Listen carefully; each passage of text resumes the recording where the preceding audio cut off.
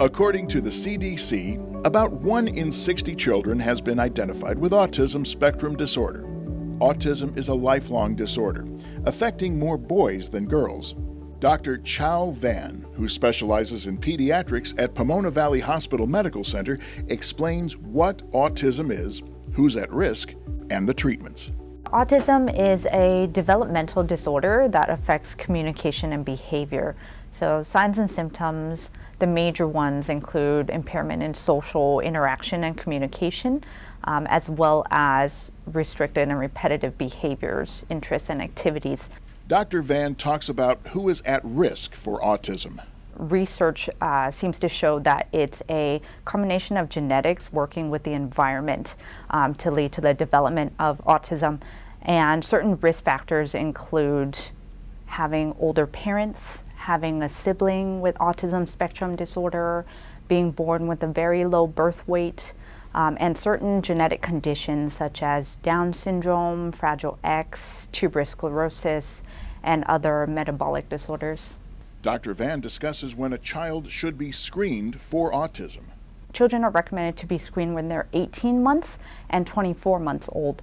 Once a child tests positive for an autism screen, they are referred to developmental services to help them with development. They're also referred to a team of specialists to undergo a thorough evaluation to assess whether or not they really do have autism spectrum disorder. For older children, the symptom that tends to be noticed is social impairment. And so parents and teachers generally might be some of the first people to notice these signs in the older children. And so then the school special education team can do the initial assessment and then refer the child to a doctor or specialist who have experience in diagnosing autism spectrum disorder. Because autism spectrum disorder can be diagnosed at any age, adults can also be diagnosed as well.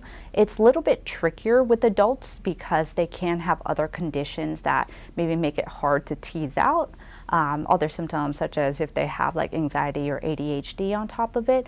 But if someone is concerned that they are having signs and symptoms of autism, they should also talk to their primary care doctor, who can refer them as needed to someone who specializes in autism diagnosis. A wide range of resources are used to help the patient. There are behavioral and educational specialized programs to help treat the symptoms of autism. Behavioral therapies focus on teaching social skills, motor skills, cognitive thinking skills, and help alleviate or eliminate unhealthy coping behaviors or reactions to the environment. And specialized educational programs also help with developing social skills, as well as language skills, self-care, and job skills, especially for the older children, to help lead them more towards independence. In terms of medications, there are medications that can help with the symptoms that are commonly seen with autism, such as irritability, attention problems, hyperactivity, or depression and anxiety. The future of treatment is promising for people with autism.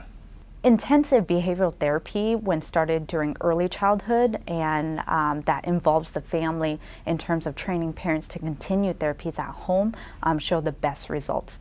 There's no single best treatment for autism spectrum disorder because there's a spectrum of symptoms and severity, so it's important that families and people with autism work with their healthcare professional to find the best treatment for them, one that addresses their needs the best.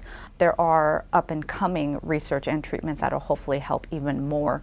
Now there have a drug in early trials that can actually or is showing promising results to address the core symptoms of autism. So not just the irritability or the attention problems, but the actual social interaction and communication impairments, the restricted interest and repetitive behaviors.